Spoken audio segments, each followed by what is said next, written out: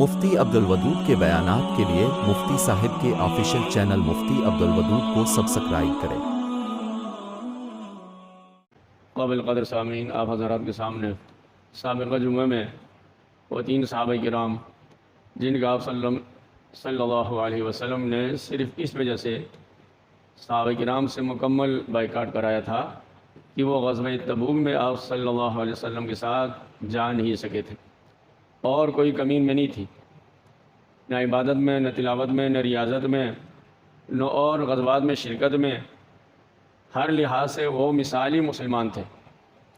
نہ ان کے ایمان میں شک تھا، نہ یقین میں شک تھا، نہ کردار میں، نہ وفاداری میں، نہ تابعداری میں، نہ دینداری میں، نہ دیانتداری میں، نہ امانت و صداقت میں۔ تمام ایک مومن میں جو اوصاف ہونا چاہیے وہ تمام اوصاف بطریقہ اتم ان میں موجود تھے۔ صرف ایک غزوے میں آپ صلی اللہ علیہ وسلم کے ساتھ ان کا ارادہ ہونے کے باوجود سستی کی وجہ سے جا نہیں سکے، اور ان کو بڑا قلق رہا، افسوس رہا۔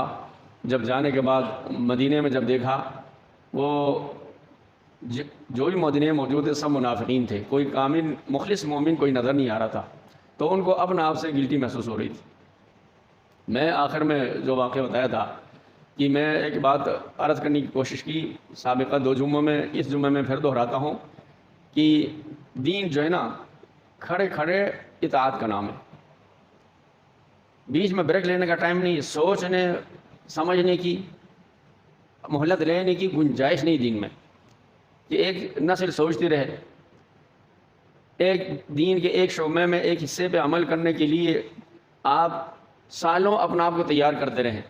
ایسے نہیں ہے، دین آٹومیٹک ہے، سوئچ آن آف ہے، یہ کام کرنا ہے اس کا سوئچ آن ہے، یہ آف ہے اس کو نہیں کرنا، اس کا سوئچ آف ہے۔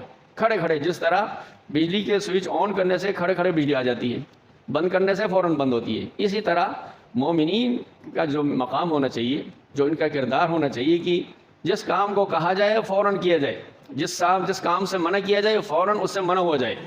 اس میں بیچ میں کوئی وقت نہیں ہوتا سوچنے کے لیے، سمجھنے کے لیے، عمل کرنے کے لیے۔ بس کھڑے کھڑے جو بات بتائی گئی یہ حلال ہے حلال ہے، یہ حرام ہے حرام ہے، اس کے قریب نہیں جانا اور اس کے قریب بھی نہیں پھٹکنا، اس کا تصور بھی نہیں کرنا، اس کا امکان بھی نہیں ہے، اور یہ کرنا ہے تمام معاملات میں۔ تو اب میں نے یہ عرض کیا تھا آخر میں، دیکھیں کہ جب آپ صلی اللہ علیہ وسلم نے بائیکاٹ فرمایا تو تمام کے تمام صحابہ کرام ان سے بالکل کٹ گئے۔ تاریخ میں کوئی بتا نہیں سکتا کوئی ایک صحابی گھر کا کوئی فرد، کوئی بڑا چھوٹا، چچا تایا، کزن، چچا زاد، خالہ زاد، پھوپھی زاد، بیوی، بچے، ننیال، ددیال، دوست احباب میں سے کسی ایک فرد نے بھی ان سے بات کی ہو، چوری چھپے بات کی ہو، کوئی پیغام پہنچایا ہو۔ ایسا بائیکاٹ کہ کوئی انسان اپنی جانی دشمن سے بھی نہیں کرتا۔ اس سب کے باوجود ان سب کے دل میں یہ سب آپس میں سچے مچے بھائی بھائی تھے، نفرت نہیں تھی، بدگمانی نہیں تھی، ایمان میں شک نہیں تھا، یقین میں شک نہیں تھا، کردار میں شک نہیں تھا، وفاداری میں شک نہیں تھا، صرف اس وجہ سے کہ ایک جہاد میں جا نہیں سکے، آپ صلی اللہ علیہ وسلم نے حکم دیا بس ان سے بائیکاٹ کرنا ہے۔ بیوی بائیکاٹ کر رہی ہے شوہر کا، شوہر خود بول رہا ہے کہ بھائی آپ صلی اللہ علیہ وسلم فرمایا جب تم دونوں الگ ہو جاؤ تم مجھ سے الگ ہو جاؤ۔ جس کا بائیکاٹ کیا جا رہا ہے وہ بھی بسر و چشم پورے حکم کو قبول کر رہا ہے، ورنہ لوگ کیا دیکھیں یہ کیسے نبی یہ خاندانوں میں توڑ پیدا کر رہے ہیں، بیوی کو شوہر میاں بیوی میں صرف خلش پیدا کر رہے ہیں، دونوں میں یہ کون سا دین ہے، کون سا مذہب ہے؟ کتنی باتیں کر سکتے تھے ہم، کرتے ہیں نا آج بھی کرتے ہیں۔ ہم دین کو آسانی سے بلیم دے دیتے ہیں، ہر چیز فوراً اس پہ آئے گی، دین پہ آئے گی۔ ایک آدمی کوئی فوراً ٹوپی پہ آئے گی، داڑھی پہ آئے گی، کھڑے کھڑے جب بھی داڑھی والا کوئی کام کرے گا دیکھو داڑھی رکھ کے کام کرتا ہے، جب بھی کوئی حاجی صاحب کوئی کام کرے گا دیکھو حاجی کو تو یہ حرکتیں کر رہا ہے نا، بولتے ہیں نا کوئی نمازی کوئی حرکت کھڑے کھڑے دیکھو بھائی وقت نمازی اس کی حرکت ہوں گے، دیکھو وہ شخص ایک وقت کی نماز نہیں پڑھ رہا ہے وہ یہ کہہ رہا ہے اس کو، مثال طور کر وہ حرام کھا رہا ہے نماز بھی پڑھ رہا ہے، تم حرام ہی کھا رہے ہو نماز بھی نہیں پڑھ رہے ہو، بڑا مجرم کون ہو گیا؟ اچھا کمال کی بات ہے جتنے جنٹل مین ہیں ان کا نام لکھو کوئی نہیں، دیکھو پینٹ شرٹ پہن کے یہ کام کر رہا ہے، کلینشپ ہو گیا یہ کام کر رہا ہے، تعلیم یافتہ ہو گیا یہ کام کر رہا ہے، وکیل ہو گیا یہ کام کر رہا ہے، جج ہو گیا یہ کام کر رہا ہے، یہ کوئی نہیں بولے گا۔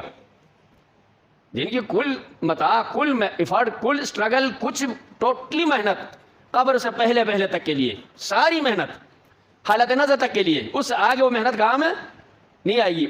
جب اس زندگی کے لیے محنت کر رہے ہو تو اس کا ثمر بھی, اس کی جھلک بھی تو زندگی میں نظر آنی چاہیے. جب آپ نے تعلیم حاصل کی, آپ کی جب آپ کوئی غلط حرکت کرتے ہیں تو کوئی یہ بولے نا یار یہ ماسٹر کیا ہوا پھر بھی حرکتیں کر رہا ہے نا, اس نے لا کی تعلیم حاصل کری پھر بھی لا قانونیت کر رہا ہے, یہ کوئی نہیں بولتا, یہ کوئی نہیں بولتا. بخالی ہر کام میں دین کو بلیم دیں گے. داڑھی آئے گی, ٹوپی آئے گی, نماز آئے گی, حج میں آئے گا, ان کو رگڑا دیں گے.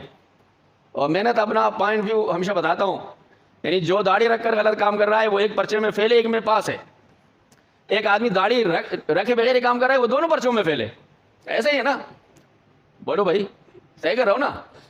تو باپ اپنے 2 بچوں میں سے ایک بچہ 3 پرچوں میں فیل ہے, ایک بچہ 2 پرچوں میں فیل ہے, ایک بچہ 1 پرچے میں فیل ہے, کس کو زیادہ ڈانٹے گا؟ ایک آدمی نماز بھی نہیں پڑھتا, روزہ بھی نہیں رکھتا, پڑوسیوں کو بھی تنگ کرتا ہے, حرام بھی کھاتا ہے. ایک آدمی نماز بھی پڑھتا ہے, روزہ بھی رکھتا ہے, اللہ سے دعا بھی کرتا ہے, پھر بھی ان کی غلط حرکتیں اسے چھوٹتی نہیں ہیں. وہ اپنا سے شرمسار بھی ہے, دنیا کو بتاتا تو نہیں ہے, تو من کی دنیا ہے نا, الگ دنیا ہے, سمجھے نا. آپ ان کی تنہائیوں کو کیا پتا, وہ کتنا خدا سے معافی مانگتا ہو, غلطیاں ہوتی ہیں, پھر حرام منہ کو لگا ہوا ہے, نماز بھی پڑھتا ہے, روزہ بھی رکھتا ہے, اور حرام کو حرام سمجھ کھا رہا ہے. وہ تو ایک پرچے میں فیل ہے, 2 پرچوں میں پاس ہے. ایک آدمی نماز بھی نہیں پڑھتا, روزہ بھی نہیں رکھتا, حرام بھی کھاتا ہے, سب کے سب میں فیل ہے. اور یہ جو نماز بھی پڑھتا ہے, 2 باتیں ہیں. ایک تو یہ کہ اس نماز میں وہ تو اثر نہیں آئے گا جو نماز کا اصل اثر ہے, کیونکہ حرام کھانے کی وجہ سے اس کے سجدوں میں وہ تاثیر نہیں ہوگی, رکوع میں وہ حلاوت نہیں ہوگی, اللہ کے سامنے ہاتھ باندھ کر کھڑے ہونے میں وہ خشوع و خضوع, وہ خدا کے وجود کا تصور کہ تم خدا کے سامنے کھڑے ہو, کہ تم اپنے اللہ میاں کو دیکھ رہے ہو, وہ تو آئے گا بھی نہیں.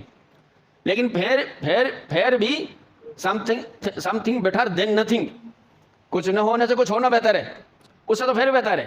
آپ صلی اللہ علیہ وسلم سے پوچھا گیا, ایک شخص نماز بھی پڑھتا ہے, چوری بھی کرتا ہے, تو آپ صلی اللہ علیہ وسلم فرمایا ستنہاہ عنہ, اس کی نماز ایک نہ ایک دن چوری سے چھڑائے گی.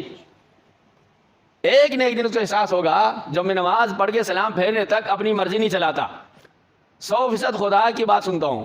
تو جو کلمہ پڑھتا ہے وہ بھی تکبیر تحریمہ ہے. کلمہ لا الہ الا اللہ پڑھنے کے بعد بھی انسان تکبیر باندھتا ہے, اور اس کا سلام موت پہ سلام انسان پھیرتا ہے جب دنیا جا رہا ہوتا ہے, ورنہ مستقل تکبیر تحریمہ کے اندر ہے. جس طرح ہم نماز کی تکبیر تحریمہ باندھنے کے بعد سلام پھیرنے تک کوئی کام اپنی مرضی کے نہیں کرتے ہیں, اسی طرح اسلام کا بھی تکبیر تحریمہ باندھنے کے بعد دنیا سے جانے تک, روح کے جسم سے نکلنے تک اپنی مرضی نہیں ہونی چاہیے. یہ ایک لاجک ہے, ٹھیک ہے نا. اور انشاءاللہ اس کی کچی پکی نماز بھی بے فائدہ نہیں. کم سے کم فزیکلی تو یہ خدا کی بات تو مان رہا ہے نا, اس میں روح نہیں ہے. فزیکلی تو خدا کی تو بات تو مان رہا ہے, اس کو نمبر ضرور ملیں گے. ہوم ورک تو کر رہا ہے, غلط کر رہا ہے. ایک بچہ ہوم ورک کرتا ہی نہیں, سینہ تان کے بول رہا ہے میں نہیں کروں, کیا کرے گا؟ ابا کو بول رہا ہے, ٹیچر کو بول رہا ہے میں نہیں کرتا ہوں, کیا کرو گے؟ دوسرا ہوم ورک کر رہا ہے, آنسو بہا رہا ہے, بول رہا ہے ٹیچر میں کیا کروں, مجھ سے کام نہیں ہو رہا ہے. ابا کے سامنے بول رہا ہے ابو میں نے تو بہت کوشش کی, مجھ سے کام نہیں ہو رہا ہے. کیا ہوگا بتاؤ؟ جو سمجھدار ٹیچر ہوگا وہ بچوں کو ڈانٹنے کا شاباش دے گا. بولو یار, شاباش دے گا ڈانٹنے کا. اور سمجھدار باپ ہوگا تو اس بچے کو ڈانٹنے کا شاباش دے گا. جس رب نے ہمیں اور آپ کو اتنی سمجھ, اتنی انسانیت عطا کی ہے, تو اس ذات کے پاس کتنی رحمتیں ہوں گی. یہ اس نے ہمیں عطا کیا نا اتنی سوچ کہ اس بچے کو شاباش ملنا چاہیے, وہ کام ہو رہا ہے لیکن غلط ہو رہا ہے, وہ شرمسار بھی ہے. یہ عطا کس نے ہمیں کی ہے؟ بولو یار, خدا کا نام لینے کوئی مشکل پیش آ رہی ہے, شرم محسوس ہو رہی ہے؟ تو تمام کائنات میں اس نے جو رحمت تقسیم کی تو فرمایا کہ ایک رحمت ہے پوری کائنات میں. پوری کائنات کے نظام کو چلانے کے لیے صرف اللہ نے 100 رحمتوں میں سے ایک حصہ اتارا ہے, آدم علیہ السلام سے لے کر اس دنیا سے آخری انسان کی جانے تک. وہ ایک رحمت کی کار فرمائی ہے. دنیا میں جو کچھ آپ کو رحم کرم کے مناظر, شفقت کے, غمخواری کے, تسلی کے, کسی دوسرے کے لیے اپنے آپ کو مٹھانے کے جتنے بھی واقعات ہم نظر, ممتا میں جو نظر آتا ہے وہ سب اس ایک رحمت کا کرشمہ ہے.